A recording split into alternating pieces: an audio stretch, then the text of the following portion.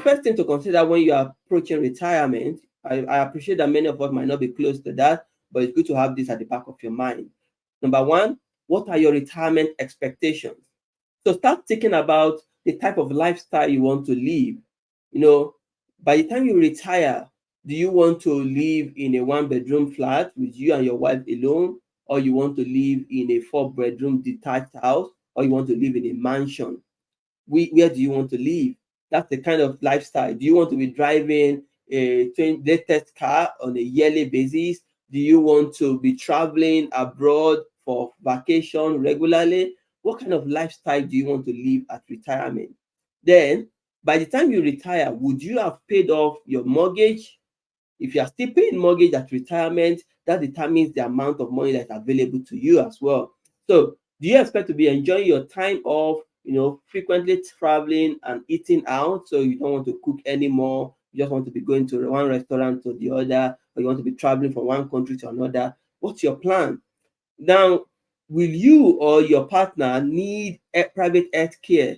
That is, you might say, oh, the NHS will take a long time to look after us. We need to buy private health care. If that is the case, can you afford it? How much will it cost per month, per year?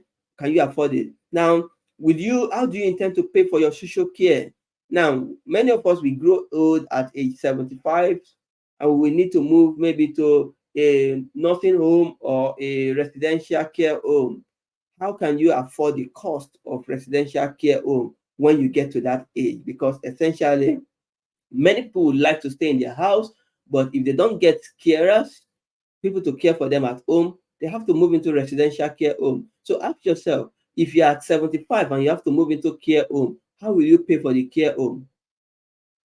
Now, you have grandchildren as well. Would you like your grandchildren to go to a private school? Can you afford to pay for it if your children cannot afford it? So those are some of your considerations. What kind of life do you want to live when you retire? And that will determine how much you will decide to put together for your pension. So once you have answered this question, the next thing that you think about is, how much do you think you'll be spending on a monthly basis when you retire?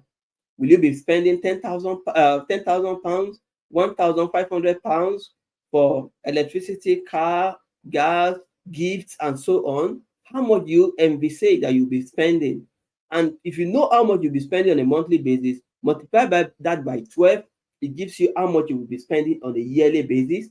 And if you are spending 20,000 pounds per year, for example, now multiply that by 10 years after retirement or 20 years after retirement, depending on how long you think you're going to live anyway. If you multiply that by 25 years, that determines how much money you need to have, such that at least you are sure that if you live up to that, that long, you have enough money to take care of yourself.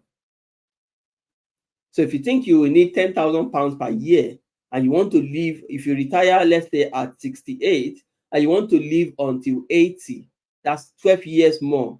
12 years times 10 will give you how much? Around times 10,000, that's around 120,000 pounds. So before you retire, you need to make sure that you have a plan to have 120,000 for the next 10 years or 12 years. Here, your state pension can come in to support, but the shortfall has to be met by your private pension as well. So if you want to have a comfortable retirement, it's best to start putting money aside in your pension today. Because if you have 30 years to work and you're already putting money aside for that period, it will compound over years. And that's why you cannot compare yourself. If you just start working or a stable job at age 30, there are people in your office that are already working since 18. So they have had a solid 12 years to put money aside in their pension. So if they say they are spending money on X, Y, and Z thing or vacation there and there, you cannot compare yourself to them, because someone that is being chased by a trailer is different from someone that is being chased by a bicycle. Your end goal is different. Your starting point is different. So comparison is not a good thing. So check, what do you need to retire with? How much do you need to fund your lifestyle? Then begins to put money aside. So if you are starting very late, all hope is not lost. One of the things you can do to increase how much you contribute is every time you get a pay rise, put the increase towards your pension contribution. So if you get a pay rise of £1,000 in a year, plan to put the entire £1,000 in your pension pot. And this is why it is important, because you are starting late. Your contribution has to do a lot of lifting before compounding effect comes in. We have talked about this in 2 webinars or 3 webinars ago. So please, if you missed that, watch the video on investing, consistent investing, how it can help you to build generational wealth. So we look there, the plot a table or a chart around compounding effect. Now, if you put your increase into your pension, that will help you to catch up at least as quickly as possible. But at the same time, it helps you to avoid lifestyle creep. If you get an income or a pay rise, your income, your lifestyle can increase to match that pay rise if you did not decide what you want to use the money for. So for some people, they can decide that every year they increase their pension contribution by 1%. 1% looks a lot, but if you look at it, it is not that huge in the grand scheme of things. And what that means is if you put 1% more in this year, you look back, you don't really feel it because it looks like a very small amount of money. And by the time you know it, before you know it, in 5 years, you have already increased how much you pay into your pension by 5%. But in that period of time also, you have gotten pay rise, you have gotten maybe promotion. So everything we have to balance as part of your overall financial plan. So there are certain calculators that you can use to tell you where you are, how much you should be putting aside, and how much you can get at retirement down the line. So if you are subscribed to our newsletter, you should get this via email in the next few weeks or so. So you will be getting the links to the calculators that you can use. Okay, so there are, according to Which magazine, there are 3 basic lifestyle levels in retirement. So for a couple, if you want to be able to afford your essentials, at least if you are retiring in 2023, you will need at least 19,000 per year to cover your food bill, your energy bill, and your transportation bill. If you want to live comfortably, a couple, you will need 28,000 pounds. So this will allow you to go for some traveling every now and then, eat out. You will need 28,000 as a couple. But if you want to live a luxuriously in your retirement, you will need 44,000 pounds per year as a couple. And this will allow you to get a new car every 5 years, to travel long distance, just go on vacation, cruise, and so on. So you will need that amount of money. So the question is, if you are 30 and you are retiring at 35 in the next by 65 or 70, so you only have maybe another 40 years. But that's a lot of time. So you can start today. And that's the big picture that I'm trying to paint here. You can start today. Okay. So once you look at how much you have, how much your shortfall, what kind of life you want to live, then you can begin to look how much is your state pension. If you work for 35 years and you pay the national insurance contribution, you can get the full state pension. But if not, you can only get some. So can you, buy more state pension? So if you have gaps in your state pension and you are up to around 40 years of age, you can pay some money to the government now to buy what they call the state pension. You just buy it to fill in the gap in your state pension. And that money, I'm not sure how much it will cost you, but the calculations have shown that if by the time you are retired, it's better for you to invest that now into plugging any gap in your state pension and getting the dividend later. So you can go to the gov.uk website, check your state pension. If you ask you to put in your national insurance number, put it in and put in some details, and it will tell you if you have any gaps. And if you can fill in the gaps, it will tell you what to do to fill in the gaps as well. So, and once you get to that point, consider what is your spouse's retirement. Many people, they might have spouses that they are retiring at the same time, maybe 1 year apart. But if you have a spouse that is retiring 10 years after you need to consider them in your plan, because if not, you might lose some benefits. So there are some benefits that comes with retirement, or even for not retirement. So you must look at them side by side. How does your retirement affect your partner? If it will affect your partner significantly, then you need to think about how to make sure that you plan it, that it doesn't impact them. So if you have to retire because of the maybe age difference, 10 years in the difference, for example. So for 10 years, you are retired, your spouse is still working. How do you balance it such that you want to travel the world, your spouse cannot travel because they have to work? How do you balance it? So you must align your plan with that of your spouse. And this is why people, even at age 75, still file for divorce, because there is no alignment. So you have to align your plan with that of your spouse. Then, for many of us, you have worked in different companies over the course of your working life. You've worked with this company for 2 years, 3 years, and so on. So you have different pension pots with different places.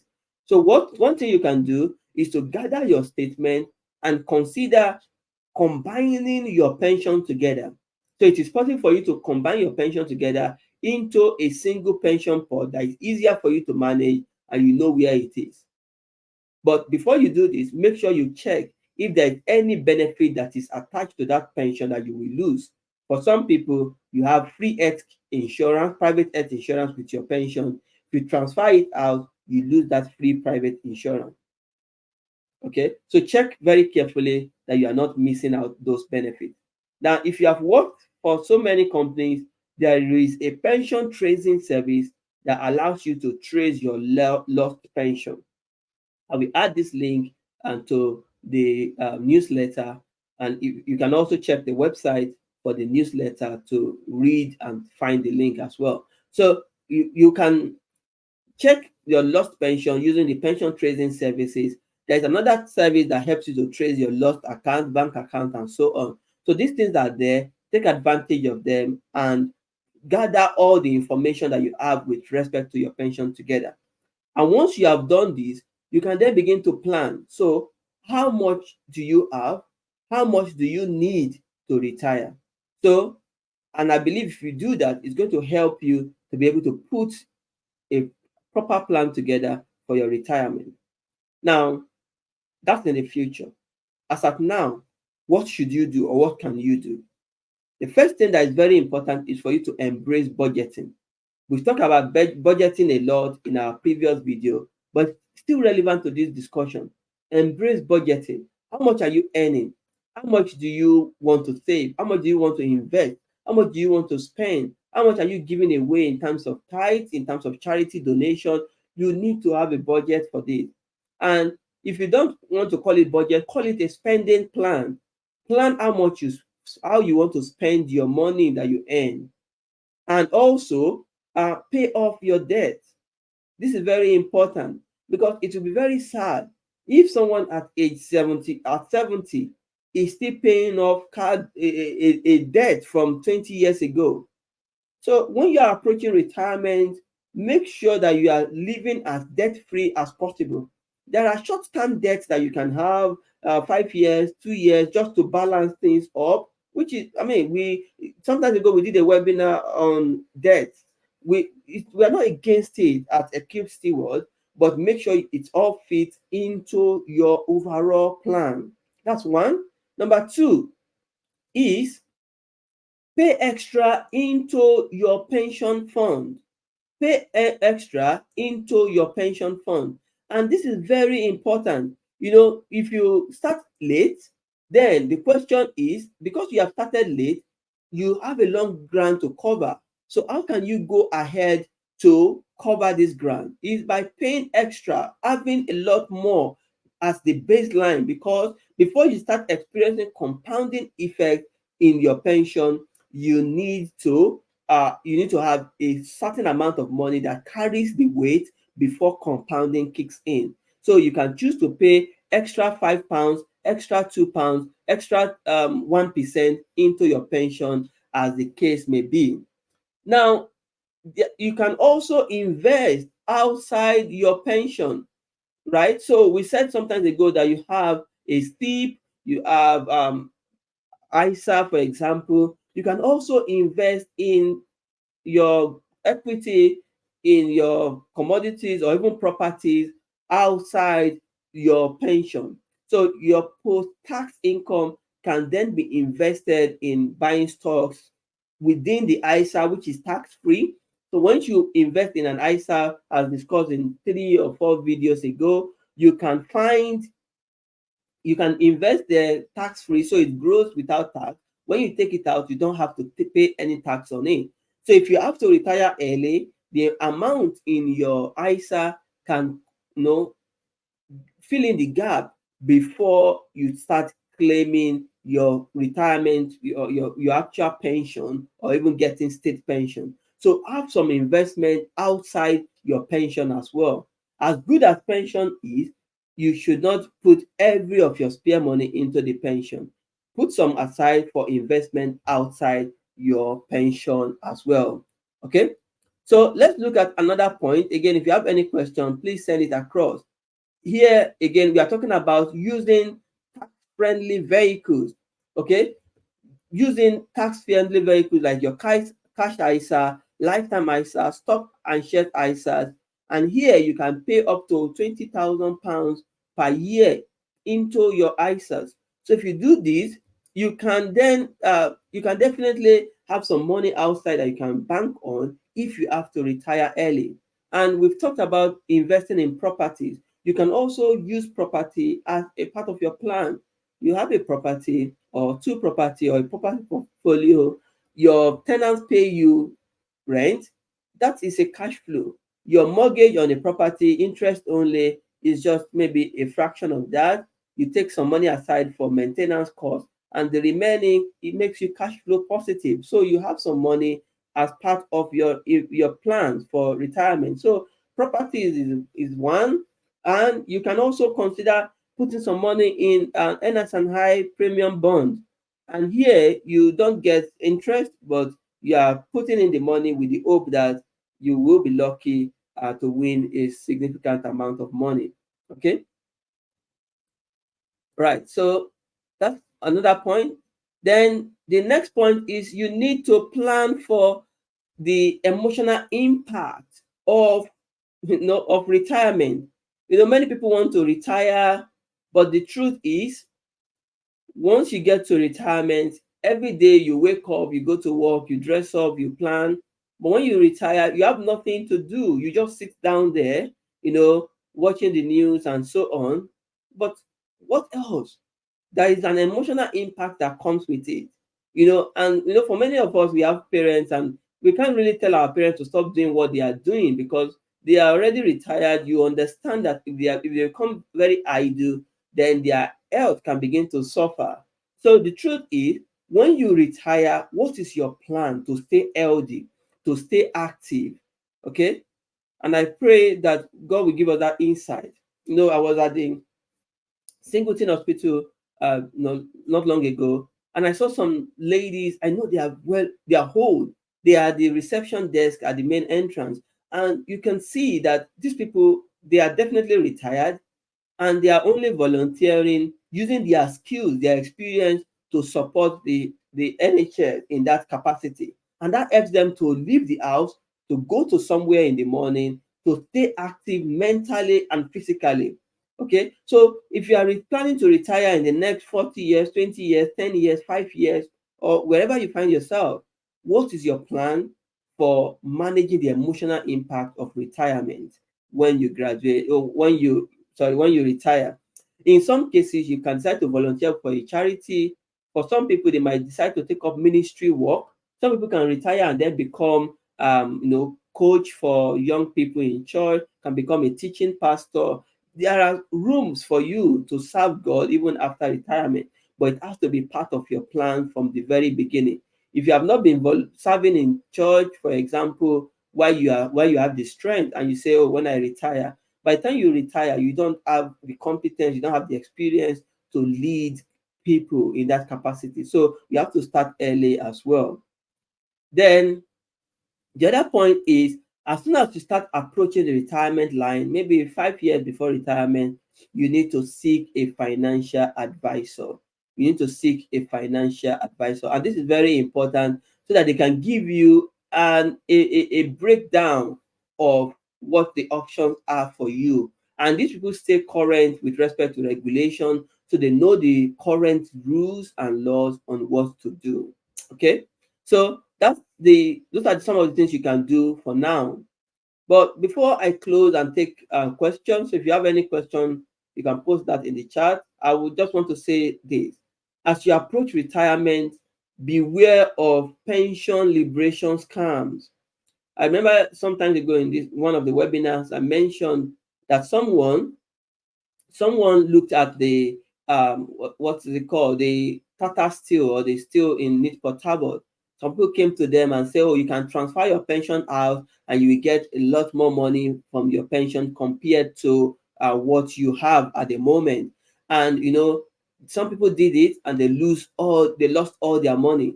A man was saying he lost all the money and he can't tell his wife that he has lost the money, and he has to continue working for the foreseeable future. So beware of people that comes to you and say if you transfer your pension out, you get more benefit. Make sure you are talking to an independent financial advisor who are not just selling you products that will pay them the highest commission. Okay. Then once you know, you need to also understand the pension risk.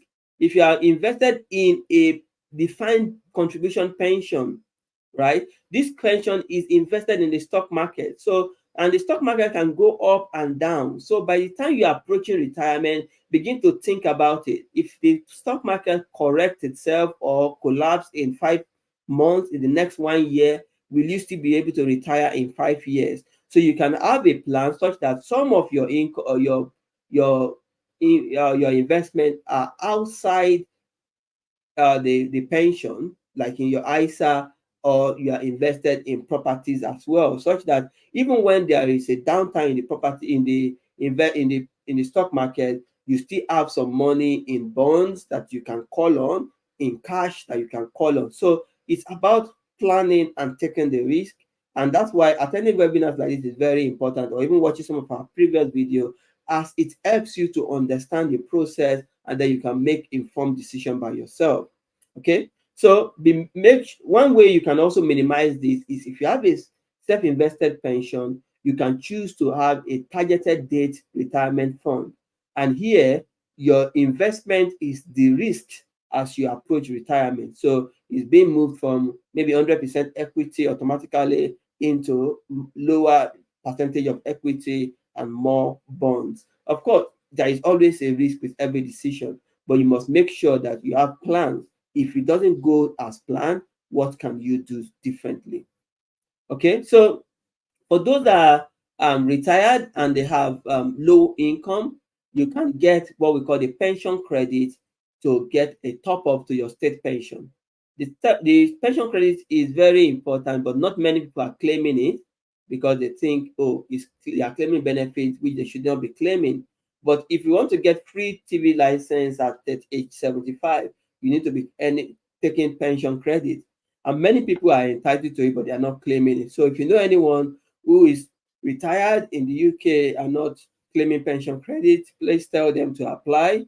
The maximum they can get, I mean, it's either they get yes or no. If they get a yes, good, they have more money to spend. If they get a no, oh, it's okay, they are still fine in that regard. And lastly, make sure you review your financial and retirement position annually. So every year, make sure you are checking what is your plan, how well is your plan going, what else can you do on a yearly basis. Okay, so that's the key thing. Every month, every year, sit down to look at it. I know someone who says he does his own on every time his daughter is doing a birthday, sit down to look. Or another person, when their wife is doing the birthday, that's when they sit down to look at their yearly plan. You can say every December you will do this, every January you will do this, but have a time that you set aside to review your overall financial well-being at least once a year.